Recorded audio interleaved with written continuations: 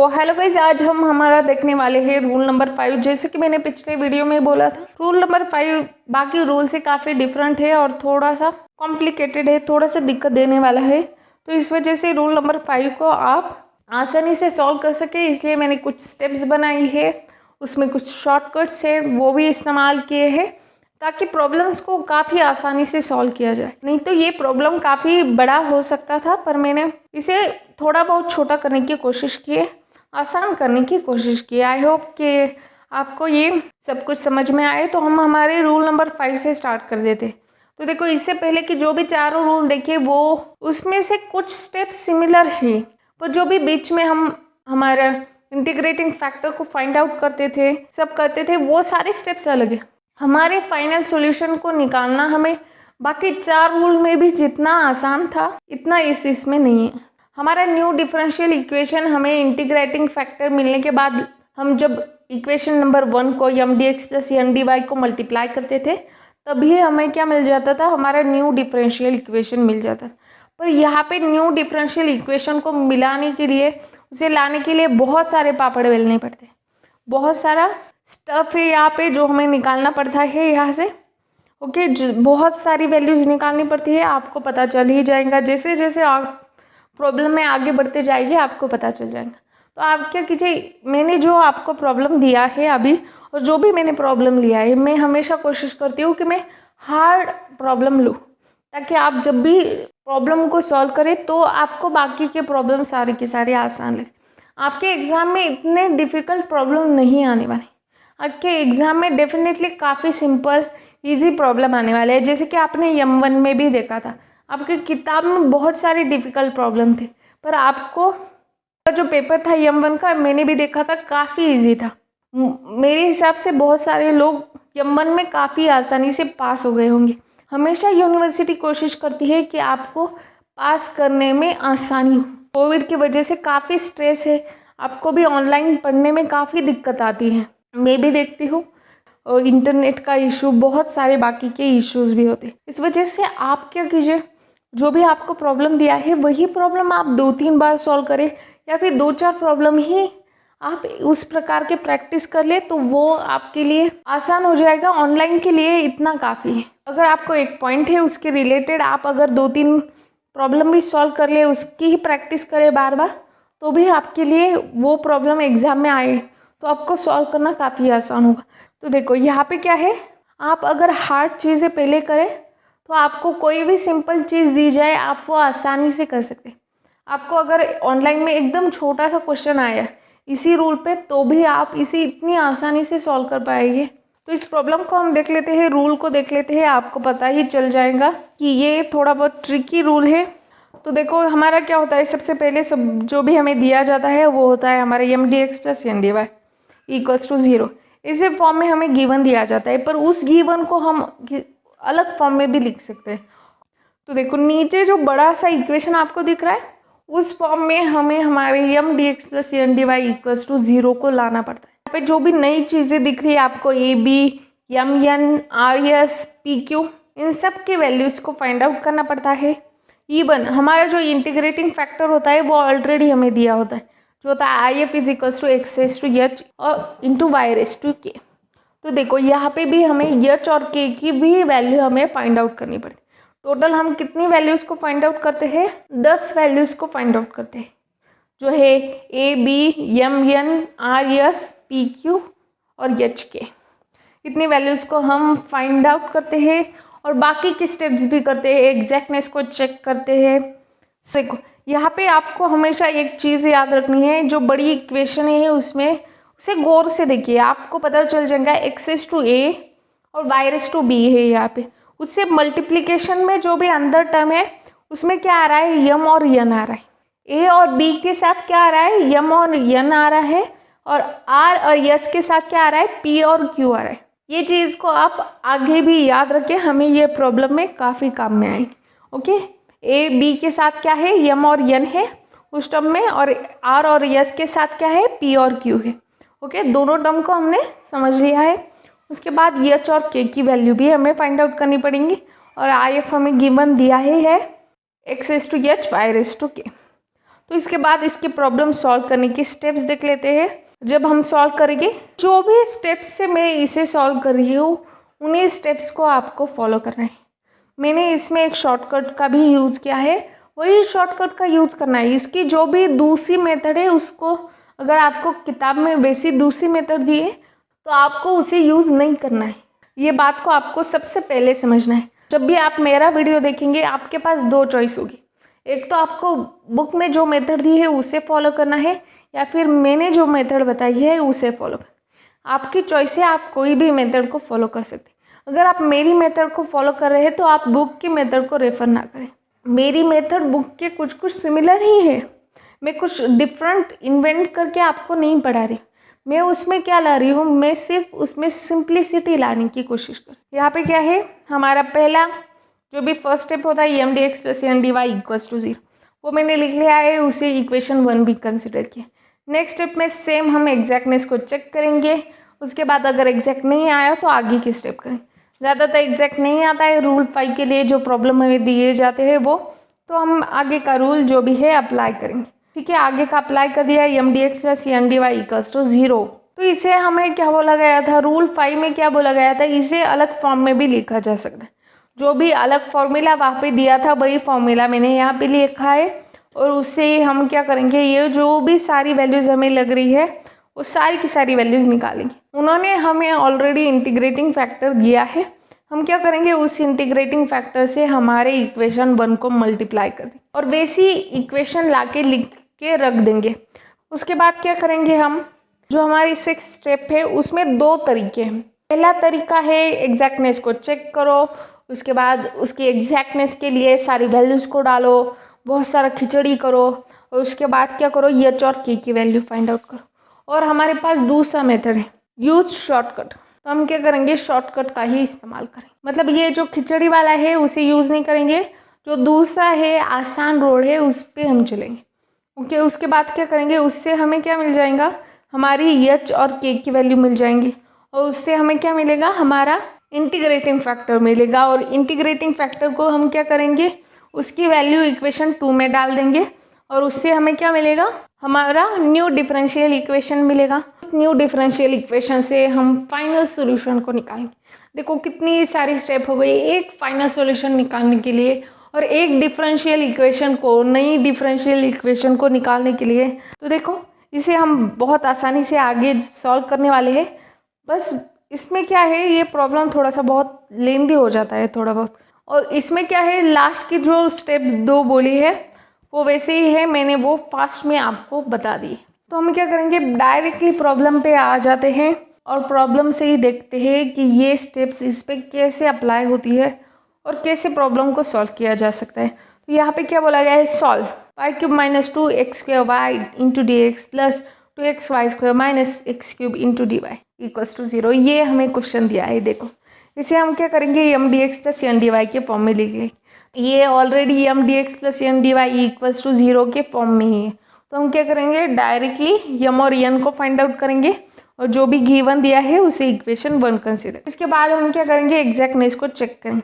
तो देखो एग्जैक्टनेस को चेक करने के लिए हमारा फॉर्मूला होता है D by M by D by Y is equals to D by N by D by X. वो फॉर्मूला मैंने लिख लिया है।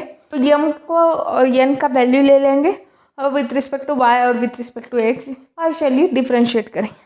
तो यहाँ पे एक चीज़ मैंने आपको इससे पहले भी बताई है, पार्शियल डेरिवेटिव निकालना आपके प्रॉब्लम की बहुत छोटी सी स्टेप है। ये जो भी पहली 2 स्टेप है ये आपकी बहुत जल्दी सॉल्व होनी चाहिए, इस पर कोई भी टाइम वेस्ट नहीं होना चाहिए। आपको ज़्यादातर जो भी आपका पार्शियल डेरिवेटिव है वो ओरल ही सॉल्व करना आना चाहिए। अगर आपको पार्शियल डेरिवेटिव नहीं आ रहा है तो मैंने इससे पहले की वीडियो में भी बोला है कि मैंने उसकी लिंक डिस्क्रिप्शन में डाल दी है। मैं सारी लिंक्स डिस्क्रिप्शन में डाल देती हूँ, आप हर बार डिस्क्रिप्शन चेक कर लीजिए। हम नॉर्मल डेरिवेटिव लेते हैं ना, वैसे ही हमारा पार्शियल डेरिवेटिव होता है। ज़्यादा कुछ नहीं होता है, बस जिसके विथ रिस्पेक्टिव ले रहे हैं उसे ही कंसिडर करते हैं, बाकी को कांस्टेंट कंसिडर कर लेते हैं और उसके हिसाब से उसे 0 करते हैं या फिर वैसे ही रखते हैं। तो देखो यहाँ पे क्या है, Y cube minus 2x square Y. तो वाई क्यूब का क्या आएगा with respect to Y, partial derivative 3y square आएगा। उसके बाद माइनस 2x स्क्वायर वाई। तो देखो 2x स्क्वायर का क्या आएगा, वो कांस्टेंट है, तो उसे साइड में लिख लेंगे और y का with respect to y derivative क्या आ जाएगा, 1 आ जाएगा। नेक्स्ट ये सब हमने क्या किया है, हमारा आंसर आ गया है, उसे अच्छे से लिख लिया है। तो n का with respect to x partial derivative लेते हैं। 2x² माइनस एक्स क्यूब आ रहा है। तो पहली टर्म क्या है, उसमें कांस्टेंट क्या है, 2y² कांस्टेंट, क्योंकि यहाँ पे विथ रिस्पेक्ट टू x हो रहा है तो जो भी x छोड़ के टर्म होंगे वो सारी कांस्टेंट होगी। 2y² कांस्टेंट है, साइड में लिख लिया है। x का with respect to x partial derivative आता है 1, तो ये आ गया हमारा 2y² माइनस x³ का with respect to x derivative क्या आएगा, 3y² आ जाए। तो ये आ गया हमारा पार्शियल डेरिवेटिव। अब देखते हैं दोनों इक्वल है क्या नहीं है, ये हमें पता चल रहा है। इस वजह से हम क्या करेंगे, यहाँ पे लिख देंगे कि वो दोनों एग्जैक्ट नहीं है। जो भी गिवन डिफरेंशियल इक्वेशन दी थी एग्जैक्ट नहीं है। रूल नंबर 5 को अप्लाई करें। तो रूल नंबर 5 के हिसाब से हमारा mdx प्लस ndy को अलग फॉर्मूले में भी, अलग वे में भी लिखा जा सकता है। हमेशा याद रखो, उसका फॉर्मूला आपको हमेशा याद रखना है, हमेशा लिखना है। ए बी के साथ क्या होता है, यम एन होता है, और आर एस के साथ क्या होता है, पी क्यू होता है। तो हमारी इक्वेशन 1 जो भी है, अब इक्वेशन यूज करके मैंने इक्वेशन जो भी हमारी 1 है उसे लिख लिया है। अब हम क्या करेंगे, हमें जो भी ऊपे का है उसी फॉर्म में लाना है। तो देखो ऊपे का जो भी अंदर का टर्म है M Y D X plus N X D Y, तो उसमें क्या है, dx भी आ रहा है, dy भी आ रहा है। दूसरे इसमें भी देखो dx भी आ रहा है, dy भी आ रहा है। तो हमें क्या चाहिए, जो भी ब्रैकेट है उसके अंदर dx भी चाहिए, dy भी चाहिए। तो हम क्या करेंगे, dx को और dy को अंदर मल्टीप्लाई कर देंगे। देखो ब्रैकेट के अंदर मैंने मल्टीप्लाई किया है हर टर्म को। पहला क्या आता है, y³ dx minus 2x² dx। Next इसमें हम क्या करेंगे, dy से मल्टीप्लाई करेंगे, वो क्या आएगा 2xy² dy minus x³ dy equals to 0। देखो ये सब आ गया है। अब हम क्या करेंगे, dx और dy के टर्म में उसको ब्रैकेट को लाने की कोशिश करेंगे। तो मैं क्या करूँगी, यहाँ पे हम कौन सा भी dx और कौन सा भी dy को साथ में लिख सकते हैं, पर यहाँ पे मैं क्या करूँगी, प्लस की टर्म्स को एक साथ लिखूँगी और माइनस की टर्म्स को एक साथ में लिख दूँगी।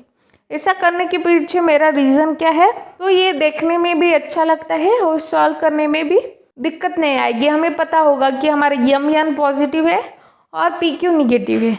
जो भी पॉजिटिव dx और पॉजिटिव dy था उसे साथ में लिख लिया है, जो भी निगेटिव dx था और निगेटिव dy था उसे साथ में लिख लिया है।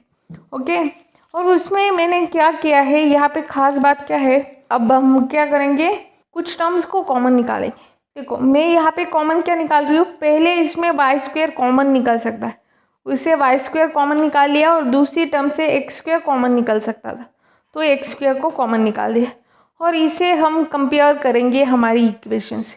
देखो मैंने वहाँ पे एरो करके भी दिखाया है और अच्छे से लिख के भी बोला है कि कंपैरिजन करें। ओके, तो कंपेयर करेंगे।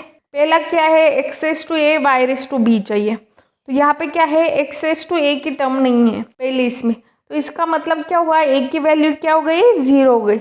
जो चीज़ नहीं है उसका मतलब क्या हुआ, नहीं है मतलब 0 है।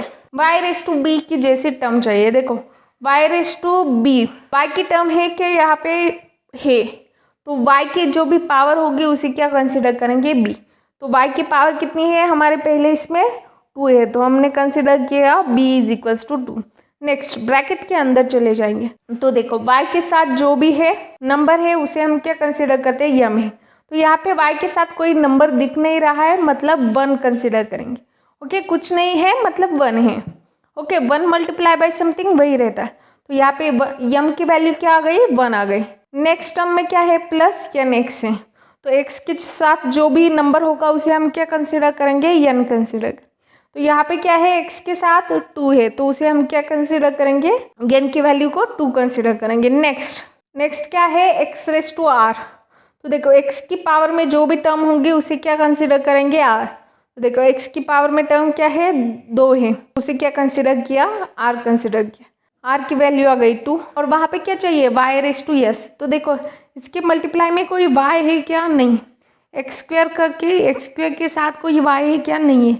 तो इसका मतलब क्या हुआ, y⁻² क्या है, यहाँ पे कोई y की टर्म ही नहीं है, मतलब यस को क्या कंसिडर करेंगे, डायरेक्टली 0 कंसिडर करेंगे। ब्रैकेट के अंदर चले जाएंगे py। तो देखो y के साथ जो भी होगा उसे क्या कंसिडर करेंगे, p। तो y के साथ कौन सी वैल्यू है, -2 है, तो पी क्या आ गया, -2 आ गया। नेक्स्ट क्यू एक्स, तो देखो x के साथ जो भी है उसे हम क्या कंसिडर करेंगे, q कंसिडर करेंगे। कुछ नहीं है मतलब 1 है। ओके, कोई नंबर नहीं दिख रहा मतलब क्या है, 1 है। तो ये क्या आ गया, q इज इक्वल्स टू -1 आ गया। ये सब वैल्यूज हमने निकाल दिए। नेक्स्ट हम क्या करेंगे, हमारे इंटीग्रेटिंग फैक्टर को सॉल्व करेंगे। ओके, इंटीग्रेटिंग फैक्टर की वैल्यू हमें ऑलरेडी दी है।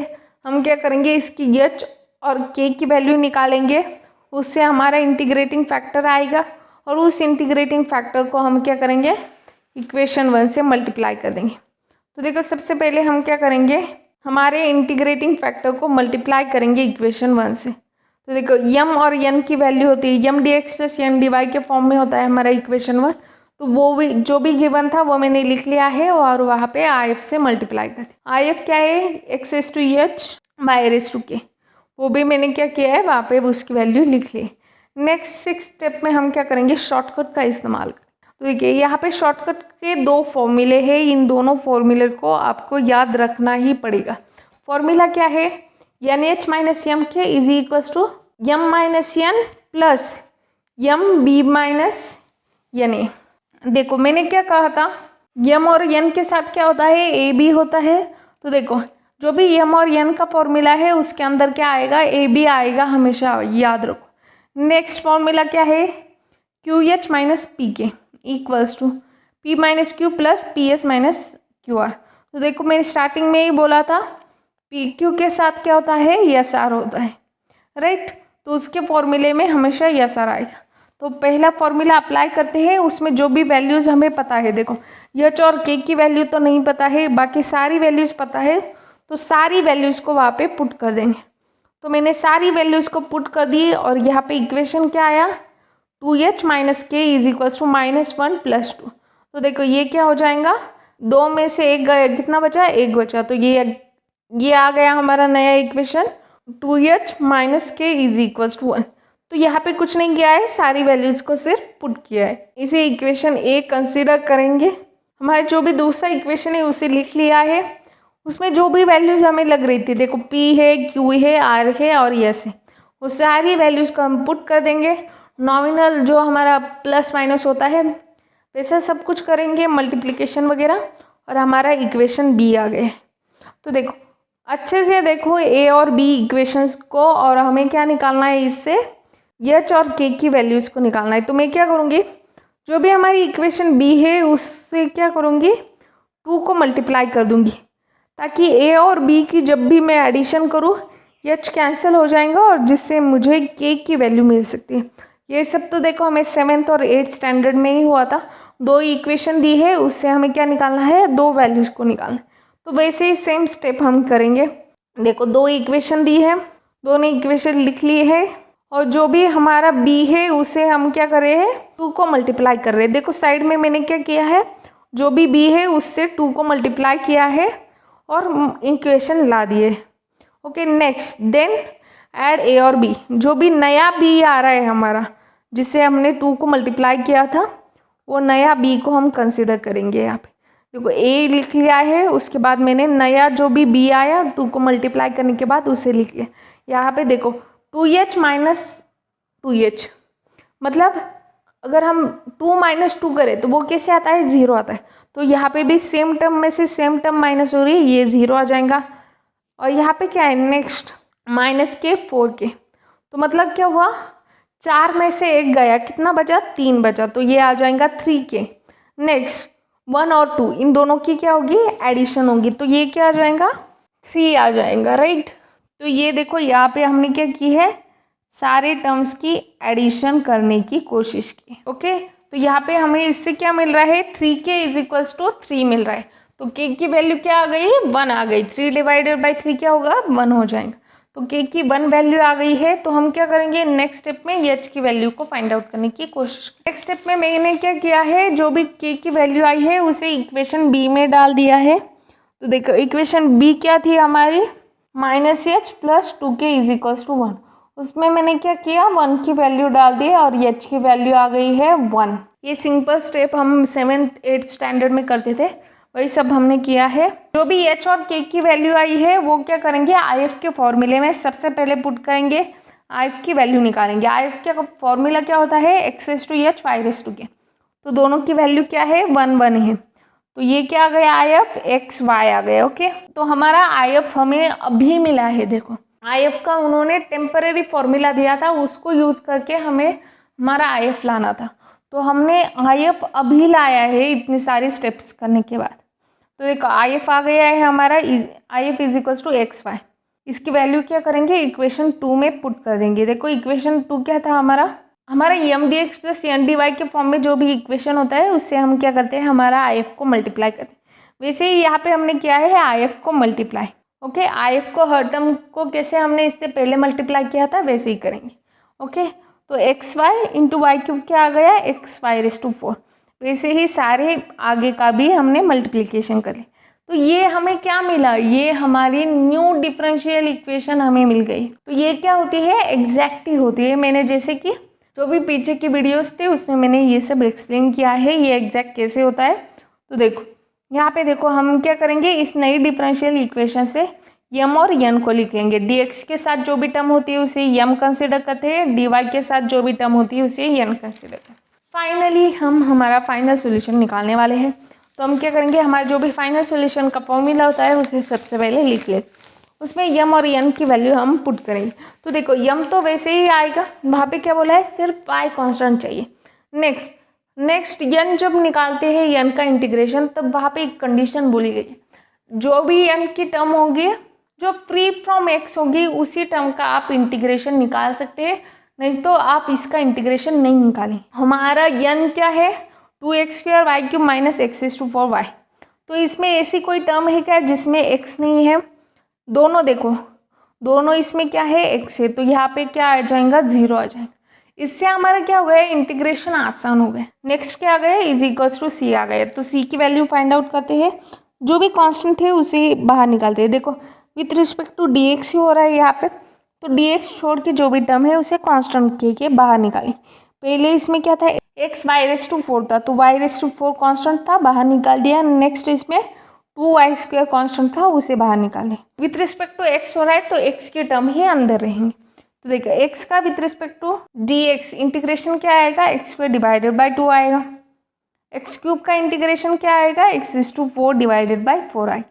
इसके लिए कौन सा फॉर्मूला यूज करते हैं इंटीग्रेशन का, x⁻n का यूज करते हैं, x⁻n+1 divided by n+1 + c। तो ये फॉर्मूला रहता है, यहाँ पे हमें हमारी c की वैल्यूज मिल चुकी हैं। ओके, तो यही था हमारा फाइनल सॉल्यूशन और यही था हमारा रूल 5। इसके साथ हमारा ऑलमोस्ट 50% फर्स्ट यूनिट कंप्लीट हो चुका है। नेक्स्ट इसमें हम लीनियर डिफरेंशियल इक्वेशन को देखेंगे, उसके बाद उसके 2 प्रकार में उसे सॉल्व कर सकते हैं, वो प्रकार देखेंगे और उसका भी क्या करेंगे, differential equation reducible to linear differential equation को सॉल्व करेंगे, जिसमें कुछ ज़्यादा है नहीं। तो उसके बाद क्या हो जाएगा, हमारा सारा फर्स्ट यूनिट भी खत्म हो जाएगा। ये सारा रोड मैप था, मैंने जो बता दिया है हम कैसे कैसे आगे जाएंगे। तो आज के लिए बस इतना ही। अगर वीडियो पसंद आ रहा है तो वीडियो को लाइक करें, चैनल को सब्सक्राइब करें और वीडियो को शेयर करना ना भूलें। Thank you.